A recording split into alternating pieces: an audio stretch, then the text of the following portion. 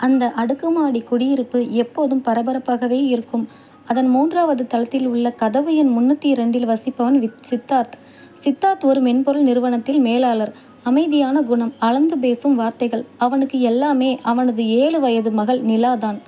3 வருடங்களுக்கு முன்பு ஒரு விபத்தில் தன் மனைவியை இழந்த பிறகு அவனது உலகம் நிலாவையும் அவனோடு வாழும் அவனது வயதான பெற்றோரையும் சுற்றியே சுழன்றது. ஒழுக்கம், சுத்தம், அமைதி, இதுதான் சித்தார்த். ஆனால் அதற்கு நேர் எதிரே இருக்கும் 301வது வீட்டிற்குள் 2 நாட்களுக்கு முன்புதான் குடிவந்திருந்தாள் கயல்விழி. கிராமத்து மண் வாசனை மாறாதவள். சென்னையில் ஒரு விளம்பர நிறுவனத்தில் கிரியேட்டிவ் டிசைனராக வேலை கிடைத்ததால் தனியாக இந்த ஊருக்கு வந்திருக்கிறாள். அவளுக்கு அமைதியாக இருக்கவே தெரியாது. பாட்டு பாடுவது, செடிகளிடம் பேசுவது, எப்போதும் சுறுசுறுப்பாக ஓடிக்கொண்டிருப்பது என ஒரு பட்டாம்பூச்சி அவள். அன்று திங்கட்கிழமை காலை அலுவலகத்திற்கு கிளம்பும் அவசரத்தில் இருந்தான் சித்தார்த். நிலாவை பள்ளி வாகனத்தில் ஏற்றுவதற்காக அவளது புத்தகப்பையை மாட்டிக்கொண்டு கதவை திறந்தான்.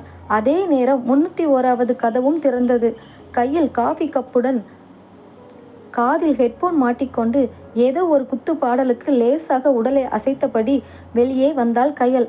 அவசரமாக பூட்டை பூட்ட முயன்றவள் கை தவறி தன் காப்பியை அப்படியே சித்தார்த்தின் ஃபார்மல் சட்டையில் கொட்டிவிட்டாள். ஐயோ சாரிங்க என்று பதறியபடி தன் கைப்பையில் இருந்த டிஷ்யூ பேப்பரை எடுத்து அவனது நெஞ்சில் துடைக்கப் போனாள். அவளது கை தன் நெஞ்சில் பட்டதும் சித்தார்த்திற்குள் ஏதோ ஒரு விசித்திரமான மின்சாரம் பாய்ந்தது போல் இருந்தது. ஆனால் கோபம் அதை மறைத்தது. அவளது கையை லேசாக தட்டிவிட்டான். வாட்ஸ் அவுட், பார்த்து வரக்கூடாதா? காலங்காத்தால என்ன டிஸ்டர்பன்ஸ் இது என்று எரிச்சலுடன் கத்தினான் சித்தார்த். கயல்விழி அவனை நிமிர்ந்து பார்த்தாள். அடர்ந்த கண்கள், லேசான தாடி, கோபத்திலும் ஒரு கம்பீரம். அவளுக்குள் ஒரு நொடி இதயம் படபடவென அடித்து கொண்டது. நான் தான் சாரி கேட்டுட்டேன்ல, அதுக்காக இப்படி கத்தணுமா? சிட்டி ஆளுங்களுக்கு கொஞ்சம் கூட பொறுமையே இருக்காது போல என்று முணுமுணுத்தாள் கயல். என்ன சொன்னீங்க என்று முறைத்தான் சித்தார்த். ஒன்றும் சொல்லலைங்க அங்கிள். சட்டைக்கு வேணா வாஷிங் பவுடர் வாங்கி தரவான்னு கேட்டேன் என்று நக்கலாக சொல்லிவிட்டு விறுவிறுவென லிப்டை நோக்கி ஓடினாள். அங்கிளா? எனக்கு 32 வயசு தான் ஆகுது என்று பல்லை கடித்தான் சித்தார்த். அருகில் நின்று இதை பார்த்து கொண்டிருந்த அவனது மகள் நிலா குட்டியாக சிரித்தாள். டாடி, அந்த அக்கா பார்க்க கார்ட்டூன் பொம்மை மாதிரியே கியூட்டா இருக்காங்கல்ல என்றாள். நீயும் அவளுக்கு சப்போர்ட்டா? போ டைம் ஆச்சு என்று அவளை அனுப்பிவிட்டு சலிப்புடன் சட்டை மாற்ற வீட்டிற்குள் சென்றான் சித்தார்த். அன்று மாலை அலுவலகம் முடிந்து களைப்பாக வீடு திரும்பினான் சித்தார்த். அவனது அம்மா வாசலில் நின்று கொண்டிருந்தார். என்னம்மா இங்கே நிற்கிறீங்க? இல்லைப்பா, நம்ம நிலாக்குட்டி சாயங்காலம் ஸ்கூலில் இருந்து வந்ததும் சாவியை கீழே போட்டுட்டா. அது அந்த பொண்ணு வீட்டோட பால்கனி வெண்டிலேட்டர் வழியாக உள்ளே விழுந்துடுச்சான். அந்த பொண்ணு இப்போ தான் வேலை முடிஞ்சு வந்தா. சாவியை எடுக்க நிலா உள்ளே போயிருக்கா என்றார் அம்மா. சித்தார்த் பதற்றத்துடன் 301 கதவை தட்டினான். கதவு திறந்தது. உள்ளே நிலா சோபாவில் அமர்ந்து மிக்சர் சாப்பிட்டு கொண்டிருக்க கயல்விழி அவளுக்கு ஒரு கிராமத்து கதையை சைகையோடு சொல்லி கொண்டிருந்தாள். கயல் அப்போதுதான் குளித்துவிட்டு வந்திருக்க வேண்டும். அவளது தலைமுடி ஈரமாக தோளில் விழுந்து கிடந்தது. முகத்தில் எந்த ஒப்பனையும் இல்லை. ஆனால் அந்த யதார்த்தமான அழகு சித்தார்த்தின் கண்களை ஒரு நொடி நிலைக்க வைத்தது. அவனை கண்டதும் கயல் எழுந்து நின்றாள். வாங்க அங்கிள். சாரி மிஸ்டர், கடுப்பு. உங்க பொண்ணு ரொம்ப சமத்து. இதோ சாவி என்று நீட்டினாள். அவள் சாவி கொடுக்கும்போது அவளது விரல்கள் சித்தார்த்தின் கையில் உரசியது. இருவருக்குள்ளும் ஒரு மெல்லிய அதிர்வு. சித்தார்த் சட்டென்று கையை இழுத்து கொண்டான். நிலா, வா போகலாம். உனக்கு எத்தனை தடவை சொல்லியிருக்கேன் தெரியாதவங்க வீட்டுக்கு வரக்கூடாதுன்னு என்று சற்று கண்டிப்புடன் கூறினான். கயலின் முகம் சுருங்கியது. ஏங்க, நான் என்ன திருடியா? சும்மா பேச்சுக்கு கூட ஒரு தேங்க்ஸ் சொல்ல தெரியாதா உங்களுக்கு என்று கைகளை கட்டி கொண்டு கேட்டாள். சித்தார்த் அவளை ஒரு நிமிடம் உற்று பார்த்தான். தேங்க்ஸ், ஆனால் என் பொண்ணுக்கிட்ட இருந்து கொஞ்சம் தூரமாகவே இருங்க. எனக்கு இந்த கிராமத்து அதிரடி ஆளுங்களை பிடிக்காது என்று சொல்லிவிட்டு நிலாவை அழைத்து கொண்டு விறுவிறுவென நகர்ந்தான். கயல் அவனையே பார்த்து கொண்டிருந்தாள். பெரிய இவரு, ஆனால் கோவப்படும் போது ஆள் பார்க்க நல்லா தான் இருக்கான் என்று தனக்குள் சிரித்து கொண்டாள். சென்னையின் அந்த புழுக்கமான கோடைக்கால இரவு.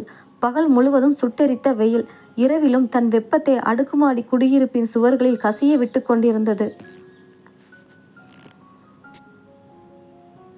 அன்று இரவு திடீரென மின்சாரம் தடைப்பட்டது. இன்வெர்ட்டர் வசதி இருந்தாலும் ஏசி வேலை செய்யாததால் வீட்டுக்குள் புழுக்கம் தாங்க முடியவில்லை. நிலா குட்டிக்கு வெப்பம் தாங்காமல் தூக்கம் வராமல் தவித்தாள். டாடி, ரொம்ப வேக்குது டாடி, தூக்கமே வரல என்று சினுங்கினாள் நிலா. சரிடா தங்கம், வா மொட்டை மாடிக்கு போய் கொஞ்ச நேரம் காற்று வாங்கிட்டு வரலாம் என்று அவளை தூக்கி கொண்டு மாடிக்கு சென்றான் சித்தார்த். மொட்டை மாடி கதவை திறந்து உள்ளே நுழைந்தபோது அங்கே லேசான தென்றல் காற்று வீசிக்கொண்டிருந்தது. மொட்டை மாடியில் வேறு யாரும் இல்லை, ஒருவரை தவிர. நிலவொளியில் மாடி சுவரில் சாய்ந்து கொண்டு கையில் ஒரு பனை ஓலை விசிறியால் விசிறியபடி நின்று கொண்டிருந்தாள் கயல்விழி. காற்றில் அவளது கூந்தல் பறந்து கொண்டிருக்க கண்கள் வானத்தை பார்த்தபடி ஏதோ யோசனையில் இருந்தாள். அக்கா என்று கத்தியபடி நிலா அவளை நோக்கி ஓடினாள். கயல் திரும்பி பார்த்தாள். நிலாவை கண்டதும் அவளது முகம் மலர்ந்தது.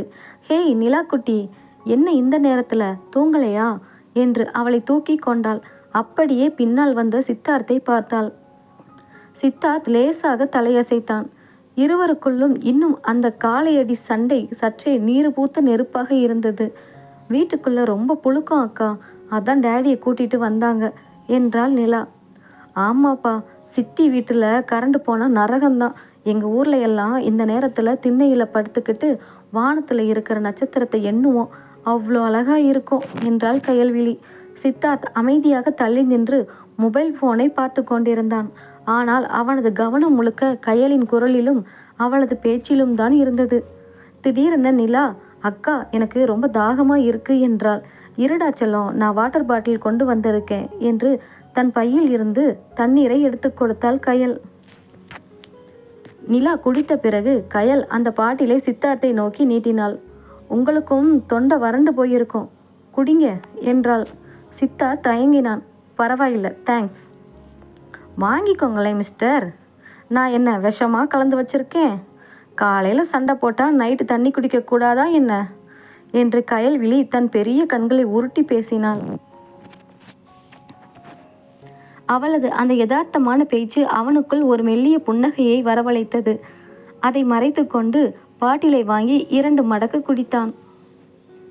நீங்க உங்க குடும்பத்தை ரொம்ப நேசிக்கிறீங்க இல்ல என்று திடீரென கேட்டாள் கயல்.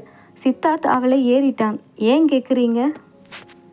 இல்லை, நிலாவை நீங்கள் பார்த்துக்கிற விதம், அவளுக்கு தலை சீவி விடுறது, அவள் பின்னாடியே சுற்றுறது, இதெல்லாம் பார்க்கும்போது நீங்கள் ஒரு நல்ல அப்பாவாக தெரிகிறீங்க. காலையில் கோவக்காரராக தெரிஞ்சீங்க, இப்போது அமைதியான ஒருத்தராக தெரியுறீங்க. உங்ககிட்ட 2 முகம் இருக்கு போல என்று நேருக்கு நேராக அவனது கண்களை பார்த்து சொன்னாள். அவள் பேசிய விதம் சித்தார்த்தின் இதயத்தின் ஏதோ ஒரு மூலையை தொட்டது.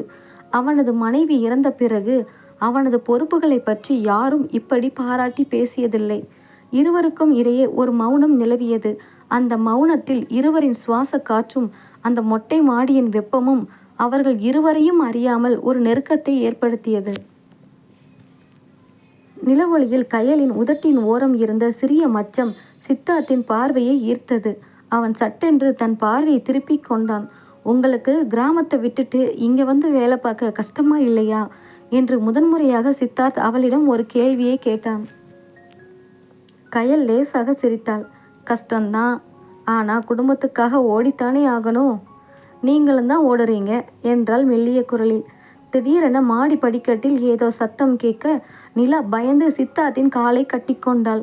பதற்றத்தில் கயல்விழியும் நிலை தடுமாறி சித்தார்த்தின் தோள்களை பற்றினாள்.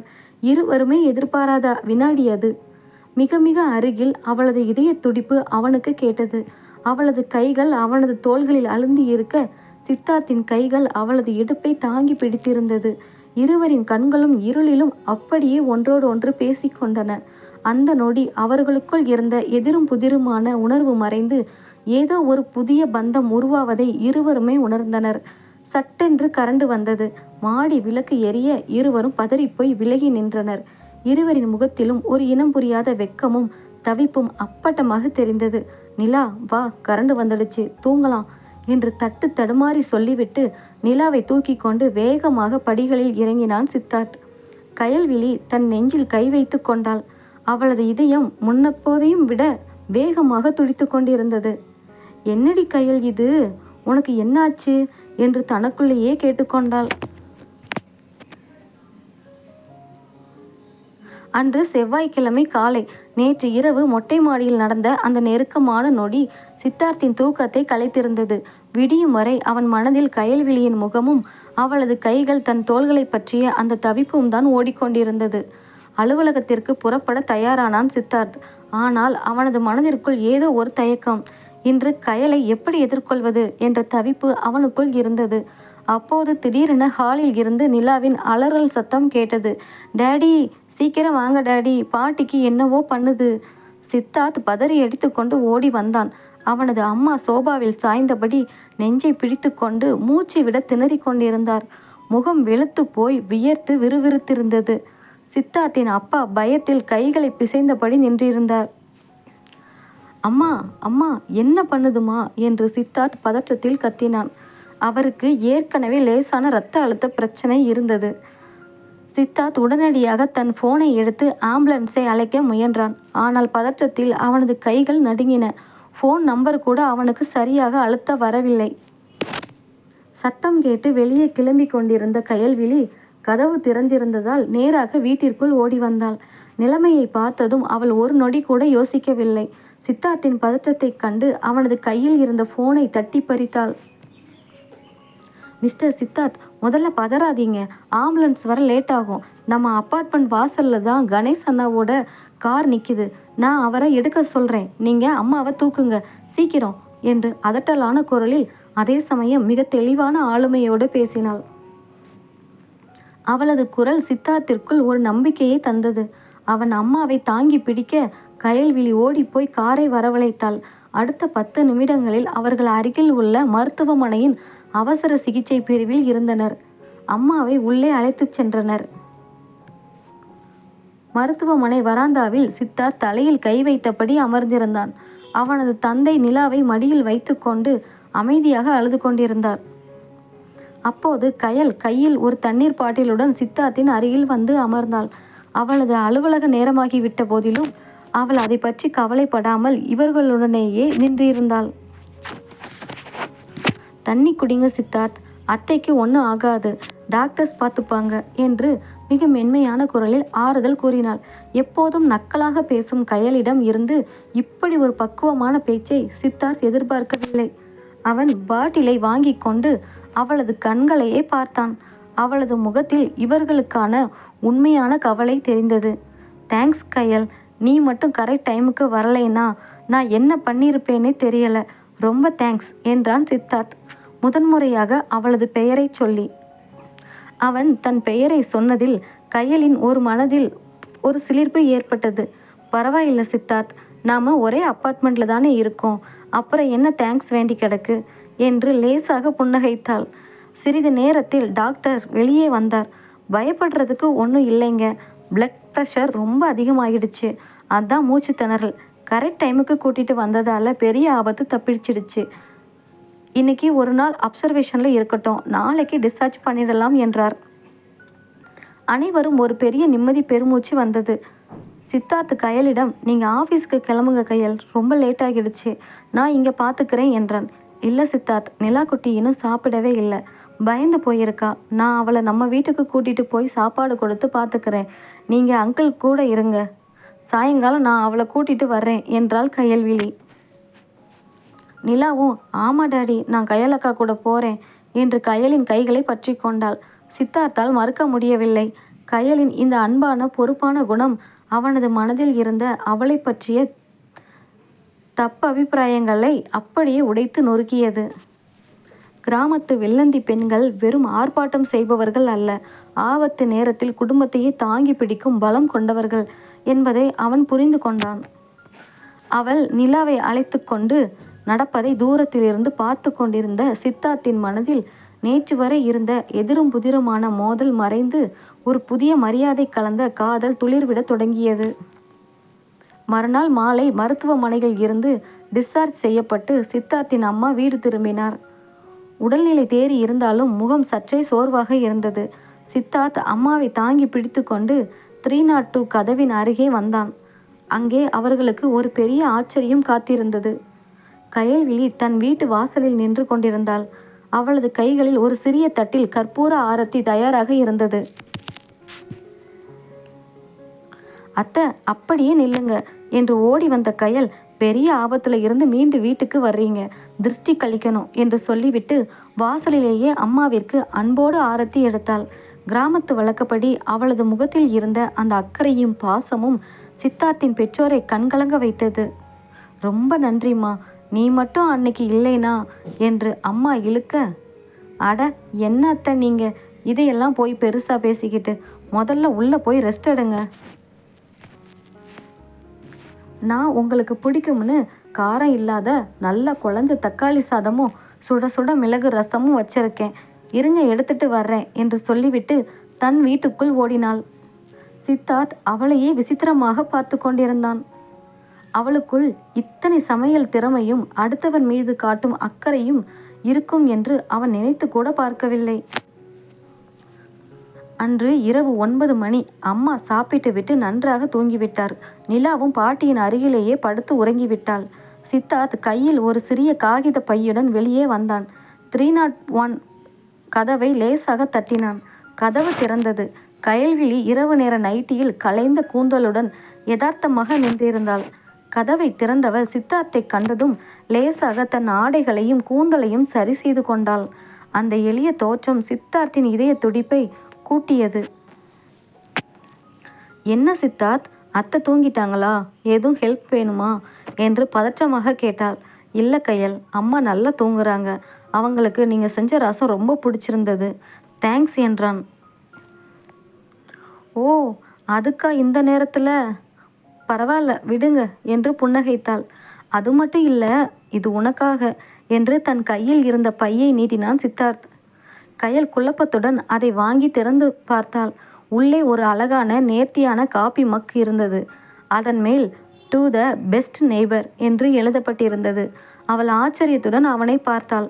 அன்னைக்கு காலையில் உங்கள் காஃபியை என் சட்டை மேலே கொட்டிட்டீங்கன்னு கோவப்பட்டேன்ல, அதுக்கு சாரி.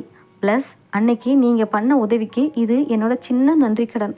இனிமே இதில் காப்பி குடிங்க, ஆனால் பார்த்து யார் மேலேயும் கொட்டிடாதீங்க என்று லேசான குறுமுடன் சிரித்தான் சித்தார்த். அவன் சிரிப்பதை கயல் முதன்முறையாக பார்க்கிறாள். அந்த சிரிப்பில் அவளது இதயம் அப்படியே கரைந்து போவது போல் இருந்தது. ரொம்ப தேங்க்ஸ் சித்தார்த், இது நிஜமாகவே ரொம்ப அழகாக இருக்கு. ஆனால் அன்னைக்கு நீங்கள் என்ன அதிரடி கிராமத்து ஆளுன்னு திட்டுனீங்களே, அது ஞாபகம் இருக்கா என்று கயல் தன் கீழ் உதட்டை கடித்து கொண்டு கண்களை சுருக்கி வம்புக்கு இழுத்தாள். சித்தார்த் அவளுக்கு மிக அருகில் நகர்ந்து வந்தான். அவளிடம் இருந்து வீசிய அந்த லேசான குளியல் சோப்பின் வாசனை அவனது கட்டுப்பாட்டை மெல்ல இழக்கச் செய்தது. அன்னைக்கு உன்னை தப்பா புரிஞ்சுக்கிட்டேன் கயல். கிராமத்து ஆளுங்க கிட்ட இருக்கிற அந்த பாசமும் தைரியமும் இந்த சிட்டி ஆளுங்களுக்கு வராதுன்னு இப்பதான் புரிஞ்சுது என்றான் அவளது கண்களை நேருக்கு நேராக பார்த்து மிக ஆழமான குரலில்.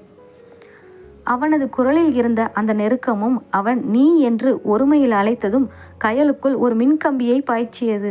அவளது மூச்சு காற்று வேகமானது. இருவருக்கும் இடையே இருந்த இடைவெளி மிக குறைந்தது. சித்தார்த்தின் பார்வை அவளது உதடுகளுக்கு தாவி பின் அவளது கண்களில் நிலைத்தது. இருவருக்குள்ளும் ஒரு தவிப்பு, ஒரு மெல்லிய காதல் யுத்தம் நடந்து கொண்டிருந்தது.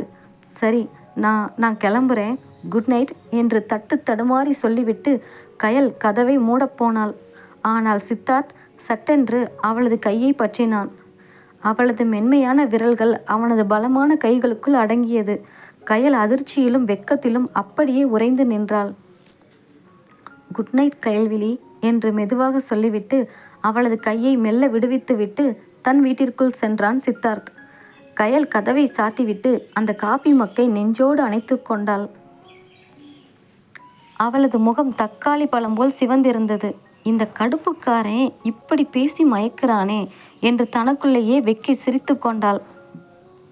வார இறுதி நாள் வந்தது. சனிக்கிழமை காலை என்பதால் அடுக்குமாடி குடியிருப்பே சற்றே நிதானமாக விழித்து கொண்டிருந்தது. ஆனால் சித்தார்த் வீட்டில் மட்டும் ஒரு சின்ன போராட்டம் நடந்து கொண்டிருந்தது. எனக்கு இன்னைக்கு கயல் அக்கா கையால் தான் தோசை வேணும். பாட்டிக்கு உடம்பு முடியலல்ல, அதான் நான் அக்கா வீட்டுக்கு போகிறேன்னு சொல்கிறேன் என்று நிலா குட்டி அடம்பிடித்து கொண்டிருந்தாள்.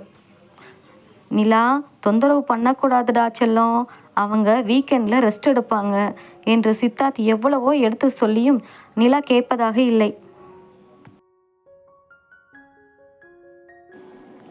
அப்போது சரியாக 301 கதவு திறக்கும் சத்தம் கேட்டது. கயல்விழி கையில் ஒரு சின்ன கூடையுடன் வெளியே வந்தாள்.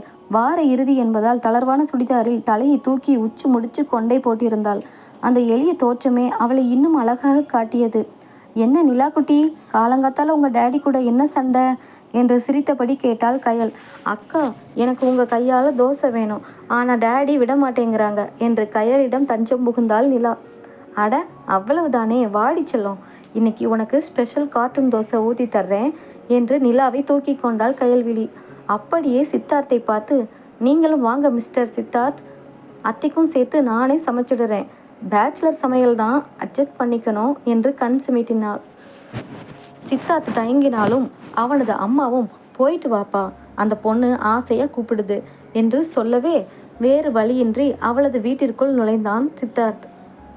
கயலின் வீடு மிக எளிமையாக ஆனால் அழகாக இருந்தது. சுவர்களில் அவளே வரைந்த சில ஓவியங்கள் மாட்டியிருந்தன. கிராமத்து தனமும் நவீனமும் கலந்த ஒரு சூழல்.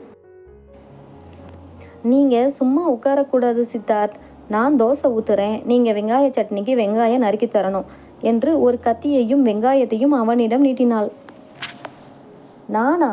நான் சமைச்சதே இல்லையே கயல் என்று சித்தார்த் மிரட்சியோடு பார்த்தான். பெரிய ஐடி மேனேஜர், ஒரு வெங்காயம் நறுக்க தெரியாதா? வாங்க சொல்லித்தர்றேன் என்று அவனது அருகில் வந்தாள். சமையல் மேடையின் அருகே இருவரும் மிக நெருக்கமாக நின்றிருந்தனர். சித்தார்த் வெங்காயத்தை நறுக்க முயல அவனது கைகள் தடுமாறின. கயல்விழி சிரித்து கொண்டே அவனது கையின் மேல் தன் கையை வைத்தாள். இப்படி பிடிங்க சித்தார்த் என்று அவனது விரல்களை சீரமைத்தாள். அவளது மென்மையான கைகளின் ஸ்பரிசம் சித்தார்த்தின் மேல் பட்டதும் அவனுக்குள் ஒரு மெல்லிய நடுக்கம் ஏற்பட்டது. அவளது முகம் அவனது தோளுக்கு மிக அருகில் இருந்தது. அவளது கூந்தலில் இருந்து கசிந்த அந்த நெல்லிக்காய் எண்ணெயின் வாசனையும் லேசான வியர்வை மனமும் அவனுக்குள் ஒரு விசித்திரமான ஈர்ப்பை ஏற்படுத்தியது.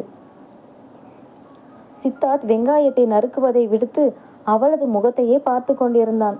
அவளது உதடுகள் பேசுவதை விடுத்து அவளது மூச்சு காற்று தன் கழுத்தில் படுவதையே கவனித்து கொண்டிருந்தான். என்ன சித்தார்த், வெங்காயத்தை பார்க்காம என்ன பார்க்குறீங்க? அப்புறம் கை வெட்டிட போகுது என்று கயல் லேசான வெட்கத்துடன் முகத்தை திருப்பினாள். வெங்காயத்தை விட நீ ரொம்ப அழகா இருக்க கயல் என்று அறியாமல் அவனது வாயில் இருந்து வார்த்தைகள் வெளிவந்தன. கயல்விழி அப்படியே உறைந்து போனாள். அவளது இதயம் படபடவென அடித்து கொண்டது. எப்போதும் கம்பீரமாக கோபமாக இருக்கும் சித்தார்த்தா இப்படி பேசுகிறான்? அவளது கன்னங்கள் லேசாக சிவந்தன. அந்த நேரத்தில் நிலாக்குட்டி ஹாலில் இருந்து அக்கா தோசை ரெடியா என்று கத்தினாள். அந்த சத்தம் இருவரையும் கலைத்தது. கயல் சட்டென்று அவனது கையில் இருந்து தன் கையை விலக்கி கொண்டாள். இதோ கொண்டு வரேன் நிலாக்குட்டி என்று பதற்றமாக சொல்லிவிட்டு தோசைக்கல்லை பார்த்தாள். அவளது கைகள் லேசாக நடுங்குவதை சித்தார்த் கவனித்து கொண்டுதான் இருந்தான். அவனது உதடுகளில் ஒரு திருட்டு புன்னகை அரும்பியது. அன்று காலை உணவு அவர்கள் மூவரும் ஒன்றாக அமர்ந்து சாப்பிட்டனர். நிலா கயலிடம் பேசிக்கொண்டே இருக்க சித்தார்த்தும் கயலும் அவ்வப்போது தங்களுக்குள் பார்வைகளை பரிமாறிக்கொண்டனர். அந்த பார்வைகளில் எந்த புகாரும் இல்லை. மாறாக ஒருவரை ஒருவர் ரசிக்கும் தவிப்பு மட்டுமே இருந்தது. சாப்பிட்டு முடித்ததும் சித்தார்த் கிளம்ப தயாரானான். வாசற்படி வரை வந்து கயல்விழி வழி அனுப்பினாள். கயல், சட்னி ரொம்ப நல்லா இருந்தது, தேங்க்ஸ் என்றான் சித்தார்த். சட்னியா? இல்லை வேற எதுவும் நல்லா இருந்ததா என்று கயல் லேசான குறும்புடன் காலையில் அவன் சொன்னதை நினைவுபடுத்தி கேட்டாள். சித்தார்த் அவளை உற்று பார்த்து ரெண்டுமே தான் என்று சொல்லிவிட்டு தன் வீட்டிற்குள் சென்றான். கயல்விழி கதவை சாத்திவிட்டு சோபாவில் விழுந்தாள். அவளது முகத்தில் இருந்த புன்னகை மறையவே இல்லை. எதிரும் புதிருமாய் இருந்த இரு துருவங்கள் இப்போது மெல்ல மெல்ல ஒரே பாதையை நோக்கி நகரத் தொடங்கி இருந்தன. நாட்கள் நகர நகர சித்தார்த்துக்கும் கயல்விழிக்கும் இடையே இருந்த அந்த மௌனமான ஈர்ப்பு இன்னும் ஆழமாக தொடங்கியது. காலையில் அலுவலகம் கிளம்பும் போதும் மாலையில் வீடு திரும்பும் போதும் தற்செயலாக சந்தித்து கொள்ளும் அந்த சில நிமிடங்கள் இருவருக்குமே அன்றைய நாளின் டானிக்காக மாறியிருந்தது. அன்று வியாழக்கிழமை மாலை கயல்விழி வழக்கத்திற்கு மாறாக சற்றே சோகமான முகத்துடன் தன் வீட்டிற்குள் நுழைவதை கண்டான் சித்தார்த். அவளது துடிப்பான முகத்தில் ஏதோ ஒரு தயக்கமும் கவலையும் அப்பட்டமாக தெரிந்தது. இரவு 8 மணி அளவில் சித்தார்த் அவளது வீட்டு கதவை தட்டினான். கயல் கதவை திறந்தாள். என்ன கயல், ஆஃபீஸில் இருந்து வரும்போது டல்லா இருந்தீங்க, எனி ப்ராப்ளம் என்று அக்கறையோடு கேட்டான் சித்தார்த். கயல் லேசாக புன்னகைக்க முயன்றாள். அதெல்லாம் ஒன்றும் இல்லை சித்தார்த், நாளைக்கு எங்கள் அட்வர்டைஸிங் ஏஜென்சியோட வருடாந்திர சக்ஸஸ் பார்ட்டி நடக்குது. எல்லாரும் அவங்க பார்ட்னர் அல்லது ஃபேமிலி கூட வரணும்னு சொல்லியிருக்காங்க. எனக்கு தான் இந்த ஊரில் யாருமே இல்லையே, அதான் தனியாக போகணுமேன்னு யோசித்தேன். சித்தார்த் அவளை உற்று பார்த்தான். அவளது கண்கள் அவனிடம் ஏதோ ஒரு எதிர்பார்ப்பை மறைப்பது போல் அவனுக்கு தோன்றியது. நான் வேணா உன் கூட வரவா கயல் என்று மிக இயல்பாக கேட்டான் சித்தார்த். கயல்விழி அதிர்ச்சியுடன் நிமிர்ந்து பார்த்தாள். நிஜமாவா சொல்கிறீங்க சித்தார்த்? நீங்கள் பிஸியாக இருப்பீங்க. அப்புறம் நிலா குட்டி? நிலாவை அம்மா பார்த்துப்பாங்க கயல். உனக்காக நான் கண்டிப்பாக வருவேன் என்றான் அவளது தோளை லேசாக தட்டி. அவனது அந்த தொடுதல் அவளுக்குள் ஒரு பெரு நிம்மதியையும் தைரியத்தையும் தந்தது. மறுநாள் இரவு சென்னையின் ஒரு நட்சத்திர ஹோட்டலில் விழா பிரம்மாண்டமாக நடந்து கொண்டிருந்தது. கயல்விழி ஒரு அழகான பார்டர் இல்லாத கரும்பச்சை நிற புடவையில் மிதமான மேக்கப்புடன் தேவதை போல் நின்றிருந்தாள். அவளுக்காக காத்திருந்த சித்தார்த் கருப்பு நிற பிளேசர் மற்றும் ஃபார்மல் உடையில் சம கம்பீரமாக அங்கே வந்து இறங்கினான். அவனை கண்டதும் கயலின் கண்கள் விரிந்தன. என்ன மிஸ்டர் கடுப்பு, இன்னைக்கு செம ஹேண்ட்ஸமாக இருக்கீங்க என்று மெல்லிய குரலில் வம்புக்கு இழுத்தாள். நீயும் தான் கயல், உன்னை பார்க்கவே கண்ணு கூசுது என்று சித்தார்த் அவளது காதோரம் குனிந்து ரகசியமாக கூற அவளது கன்னங்கள் சட்டென்று வெட்கத்தால் சிவந்தன. இருவரும் உள்ளே நுழைந்தனர். கயலின் சக ஊழியர்கள் அனைவரும் சித்தார்த்தின் கம்பீரத்தையும் இருவருக்குள்ளும் இருந்த அந்த கெமிஸ்ட்ரியையும் பார்த்து வியந்து பாராட்டினர். சித்தார்த் கயலின் கைகளை தன் கைகளோடு சேர்த்து கொண்டு அவளுக்கு ஒரு பாதுகாப்பான அரணாக அங்கே நின்றான். பார்ட்டி பாதியில் இருக்க கயல்விழி ஜூஸ் குடிப்பதற்காக ஒரு பக்கமாக சென்றாள். சித்தார்த் அவளது மேலாளரிடம் பேசி கொண்டிருந்தான். அப்போது கயலின் பின்னால் ஒரு குரல் கேட்டது. ஹே கயல், என்ன சென்னைக்கு வந்ததும் ரொம்ப காஸ்ட்லியாக மாறிட்ட போல? கயல் திடுக்கிட்டு திரும்பி பார்த்தாள். அங்கே நின்றிருந்தது அவளது கிராமத்து சொந்தக்காரனான முத்து. மது அருந்தியிருந்ததால் அவனது கண்கள் சிவந்திருந்தன. அவன் சில மாதங்களாகவே கயலை துரத்தி துரத்தி காதலிப்பதாக சொல்லி தொல்லை கொடுத்து வந்தவன். அவன் சென்னையில் ஏதோ ஒரு வேலையில் சேர்ந்திருப்பது கயலுக்கு தெரியாது. முத்து, நீ இங்கே என்ன பண்ணுற? முதல்ல இங்கேருந்து கிளம்பு என்று கயல் பதற்றத்துடன் குரலை தாழ்த்தி சொன்னாள். ஏன், உன் சிட்டி ஃப்ரெண்ட்ஸ் முன்னாடி நான் அசிங்கமாக தெரிகிறேனா? கிராமத்தில் இருக்கும்போது என் பின்னாடி சுத்தலை நீ என்று முத்து அவளது கையை பலமாக பற்றினான். விடு முத்து, வலிக்குது, கையை விடு என்று கயல் வேதனையுடன் முனகினாள். ஏய், கையை விடுடா என்று கர்ஜனை குரல் அங்கிருந்த இசையையும் தாண்டி ஒலித்தது. அடுத்த நொடி முத்துவின் கை கயலிடமிருந்து சுண்டி இழுக்கப்பட்டு அவனது சட்டை காலரை பற்றி சுவரோடு சேர்த்தாற்போல் நின்றான் சித்தார்த். அவனது கண்கள் கோபத்தில் சிவந்திருந்தன. இன்னொரு தடவை இவள் மேலே கை பட்டது, கையை உடச்சி உன் கையில் கொடுத்துடுவேன். இவ யாருன்னு தெரிஞ்சுக்கிட்டு பேசு என்று சித்தார்த் விஸ்வரூபம் எடுத்து கத்தினான். செக்யூரிட்டிகள் ஓடி வந்து முத்துவை வெளியே இழுத்து சென்றனர். பார்ட்டியில் இருந்தவர்கள் அனைவரும் சித்தார்த்தையே பார்த்து கொண்டிருந்தனர். அதிர்ச்சியில் உறைந்து போயிருந்த கயலின் கைகளை பற்றி அவளை அமைதியான ஒரு பகுதிக்கு அழைத்துச் சென்றான் சித்தார்த். அவளது கைகள் பயத்தில் நடுங்கிக் கொண்டிருந்தன. கயல், பயப்படாத, நான் இருக்கேன் என்று அவளது இரு தோள்களையும் பிடித்து தன் நெஞ்சோடு அணைத்து கொண்டான்.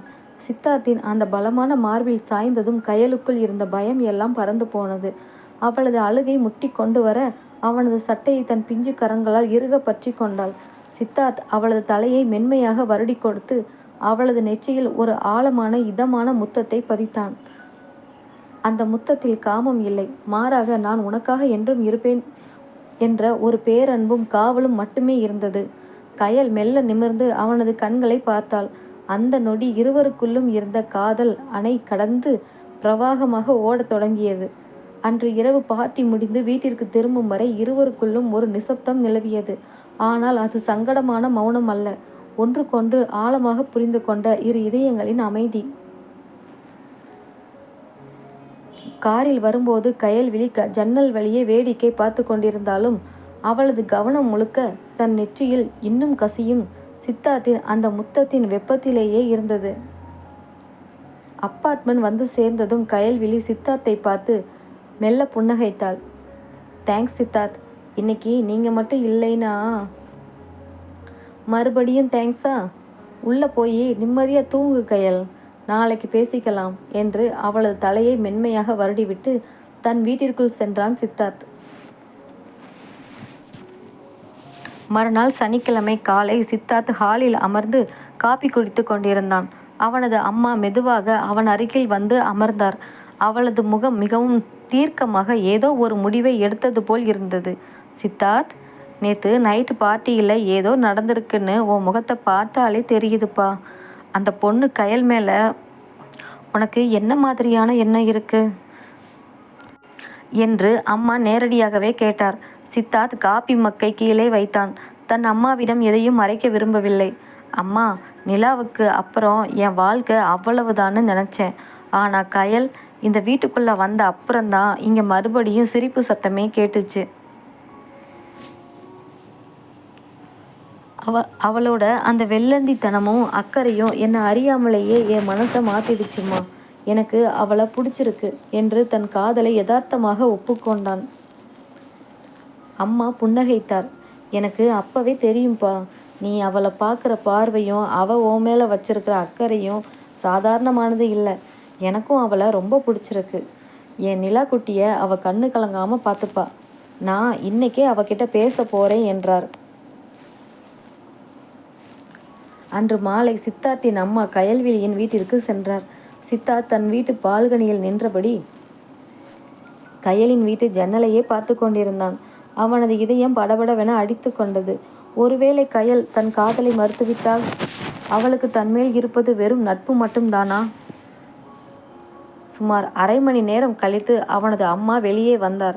அவளது முகத்தில் ஒரு மெல்லிய புன்னகை இருந்தது. என்னம்மா, என்ன சொன்னா அவ என்று சித்தார்த் அவசரமாக கேட்டான். அவளுக்கு உன்னை ரொம்ப பிடிச்சிருக்குப்பா. ஆனால் அவளோட ஒரே பயம், அவள் கிராமத்தில் பிறந்து வளர்ந்தவ. உன்னோட இந்த சிட்டி லைஃப், உன்னோட ஆஃபீஸ் கல்ச்சர், இதுக்கெல்லாம் அவள் செட் ஆகலன்னு அவளுக்கு ஒரு தயக்கம். அது மட்டும் இல்லாமல் நிலாக்குட்டி அவளை அம்மாவாக ஏற்றுக்குவாளான்ற ஒரு பயமும் அவளுக்குள்ளே இருக்குது என்றார் அம்மா. சித்தார்த் ஒரு நொடி கூட யோசிக்கவில்லை. விறுவிறுவென வெளியே வந்து 301 கதவை தட்டினான். கதவு திறந்தது. கயல்விழி அழுது முடித்த கண்களோடு நின்றிருந்தாள். சித்தார்த் அவளை பேச விடாமல் அவளது கையை பற்றி தன் வீட்டிற்குள் அழைத்து வந்தான். ஹாலில் நிலாக்குட்டி தன் பொம்மைகளுடன் விளையாடி கொண்டிருந்தாள். சித்தார்த் அவள் அருகே கயலை அழைத்து சென்று மண்டியிட்டு அமர்ந்தான். நிலாக்குட்டி, இங்கே பாருடா, உனக்கு கயல் அக்காவை ரொம்ப பிடிக்கும்ல என்று கேட்டான் சித்தார்த். ஆமா டாடி, எனக்கு கயல் அக்காவை உலகத்திலேயே ரொம்ப பிடிக்கும் என்றாள் நிலா மழலை மாறாமல். ஒருவேளை இந்த கயலக்கா எப்போதும் நம்ம கூடவே நம்ம வீட்டிலேயே இருந்தா உனக்கு ஓகேவாடா செல்லம்? நிலாக்குட்டி ஒரு நிமிடம் யோசித்தாள். பின் ஓடி வந்து கயலின் கழுத்தை கட்டி கொண்டாள். அப்போ கயலக்கா இனிமே எனக்கு அம்மாவா? எனக்கு அம்மா இல்லைன்னு என் ஃப்ரெண்ட்ஸ் எல்லாம் ஸ்கூலில் சொல்லுவாங்க. இனிமே நான் கயலக்காவை அம்மான்னு கூப்பிடுவேன் என்று கயலின் கன்னத்தில் முத்தமிட்டாள் நிலா. அந்த வார்த்தையை கேட்டதும் கயல்விழியின் கண்ணீர் அணையை உடைத்து கொண்டு கொட்டியது. நிலாவை தன் நெஞ்சோடு இறுக அணைத்து கொண்டு கதறி அழுதாள். ஒரு தாயின் பாசம் அவளுக்குள் ஊற்றெடுத்தது. சித்தார்த் எழுந்து நின்று அவளது கண்ணீரை தன் விரல்களால் மென்மையாக துடைத்தான். இப்போ சொல்லு கயல், உனக்கு இன்னும் என்ன தயக்கம்? இந்த சிட்டி, இந்த வாழ்க்கை எல்லாமே உனக்காக மாற தயாராக இருக்கு. எனக்கு நீ வேணும் கயல் என்றான் அவளது முகத்தை இரு கைகளாலும் ஏந்தி. அவளது கண்களுக்குள் தன் காதலை கொட்டினான். கயல்விழி அவனது நெஞ்சில் சாய்ந்து கொண்டாள். எனக்கும் நீங்க வேணும் சித்தார்த். உங்களை விட ஒரு பாதுகாப்பான உலகம் எனக்கு கிடைக்காது என்று மெல்லிய குரலில் தன் காதலை ஒப்புக்கொண்டாள். இரு துருவங்களாக மோதலில் தொடங்கிய அந்த பயணம் இதோ யதார்த்தமான காதலின் பிணைப்பில் ஒரு அழகான குடும்பமாக மலரத் தொடங்கியது.